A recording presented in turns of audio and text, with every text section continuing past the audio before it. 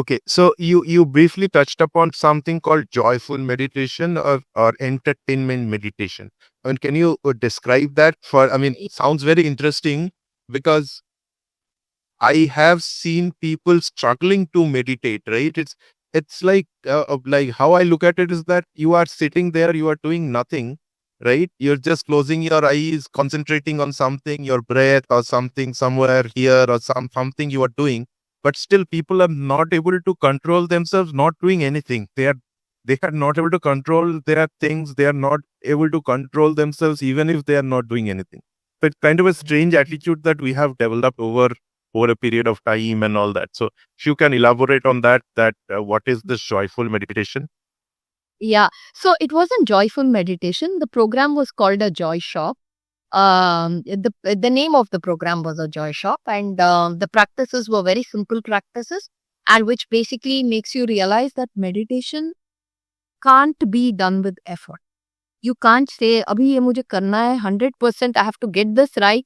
The more you do it that way, the more you will struggle, right? There has to be an element of ease while meditating and practicing, and that's what I learned in that particular workshop. Of course, there were many techniques that he took us through. Even in fact, something I fondly remember and I still use is um, a phrase called "how wonderful."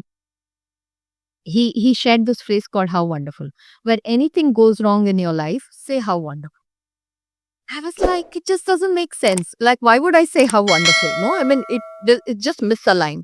And I tried it, and I was surprised with the way that just that little phrase could shift your mindset in that moment.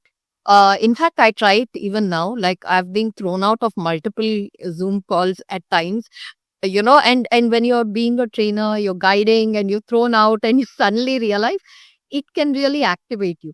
And in that moment, when I mentally just say how wonderful, it kind of helps down regulate the system and come back. So simple practices like that, we tend to look at meditation or mindfulness as this big thing, right? And we tend to look at it as a thoughtless state is what we need to achieve. And that is like saying, I enter the gym day for one and I want to have a six pack ab. I pick the dumbbell once and I'm like, yeah, ab nahi aaya, kya ho gaya? Right?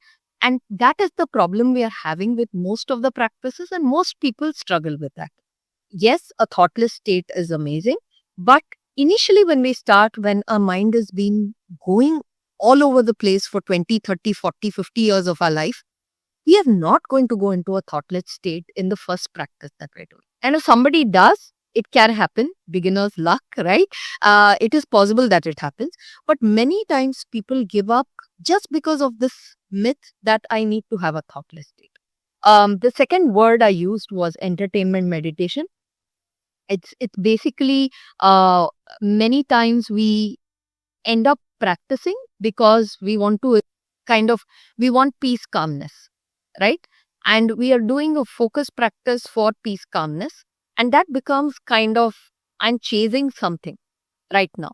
Um, the problem is your peace and calmness are a byproduct of your practice. They are not the absolute. Like you can't say I have to feel peaceful in the meditation practice. You might not, right? The day you go to the gym, some days you'll feel energized and some days you'll just drag yourself to the gym. So the same thing with meditation. So entertainment meditation is a phrase that we generally use when we're saying we're haphazardly practicing. Idhar se thoda kiya, udhar se thoda kiya, ye technique acha laga. And we keep juggling between things. That's what we call as entertainment meditation.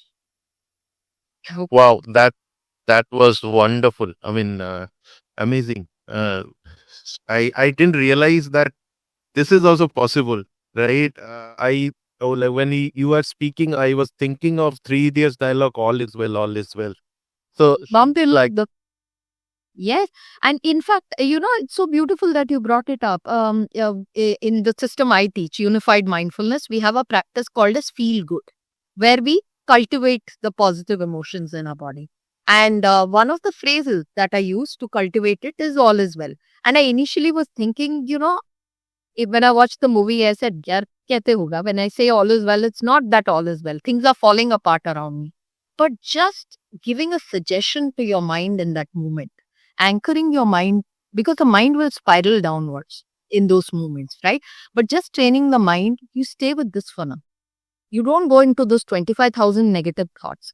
It's a powerful tool. But the whole problem is, if you don't practice it every day, it will not show up for you just during crisis. Right? So that is the biggest challenge that we have in the practice. All of us have in the practice. Right. So you rightly related it with the gym example that one day I cannot just go and expect that I'll get a six pack or something like that. So it will also not show up like this all is well technique or whatever technique you're talking about. It will not show up one day, the day when there is a lot of trouble around me and I expect that all is well will work. It will not, obviously. Right. So something like that. So you talked about also a state of thoughtfulness or thoughtlessness, right? So is it really possible? Because I have been struggling with this, right?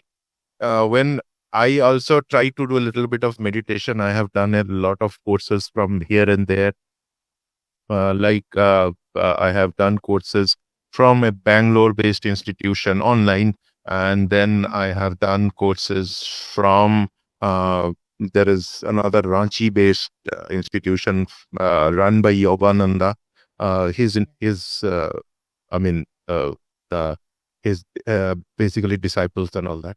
So, but I have never. I mean, they all talk about the same thing, right? Thoughtlessness and all that. But is it really possible to achieve that state? I mean, to be very honest, there are points in the day where we are thoughtless.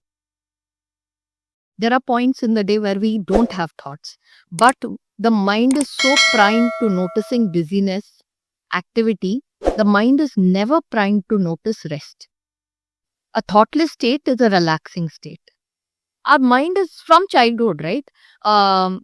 If you kuch karoge to prize milega. When you do something, you get a prize. When you're resting, relaxing, nobody rewards you, right? But the body needs it. So thoughtless states you will have during the day multiple times. So you need to start training your attention to come to and notice when are those times you're having those thoughtless states. In fact, I'll take you through a little exercise where you can notice where your thoughts are exactly happening, right? You can close your eyes if you want or keep it open, whatever works best for you. And even those who are watching can probably try doing it.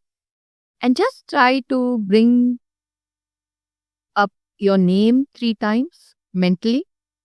Just repeat your name or your phone number 3 times. Just do it mentally and see where is that coming up for you. Notice the spatial location. Is it in front of your eyes, between your ears, behind your head, on the side? Where is it showing up? You have a location for it? yes, I do. Yeah, where is it coming up? In front of my eyes. It's showing up in front of your eyes, right? So this is what we call as the mental talk space, right? This is where all the mental chatter happens. So right now, you were able to notice it because you took that moment of pause. You took your attention to that place and you anchored your attention there for a few seconds. Now, during the day, if you do it multiple times, just come back to that space. Notice, am I having any thoughts? Where is it happening? Stay with it for a few seconds. You will notice there are multiple times in this day you don't have thoughts. Right? So this is one way of priming your mind. So every time I need to think of that my name or phone number, or am I trying to concentrate on what was that? The name and phone number was just a sensitization to give you the location where your mental talks happen. But you can just come to, especially when we are thinking very compulsively. Something has gone wrong. You say you booked a cab and the cab guy hasn't come. And you're having multiple thoughts. Oh, I'll be late for the meeting. Ye ho jayega, wo ho jayega. Just pause and notice where's that activity happening for you. Right? So you've noticed the activity of your mental talk space, your thought space. Now, during times you're watching a movie, having a laugh or something like that, again go back and see where's that activity happening to you. Right? There might be times you will have no thoughts. And your thought might come up, yeah, I don't have any thought. And that's a thought. right? There are points and pockets in the day, and we need to train our attention to come and sit there once in a while so that we are not eternally chasing this thoughtless state time and again. It's wonderful to have it, but again, when you make that the goal of your practice, we struggle. We feel we are failing multiple times. And the traditions which talk about it are absolutely right in the way they talk about it. But to be fair, people like us meditate probably 5 minutes, 10 minutes, 15 minutes, or half an hour at best. In that space, we need to see how we are building our attentional skills. How are we building our concentration? How are we building our ability to come back again and again? Right? So when we make thoughtless state as an objective, then we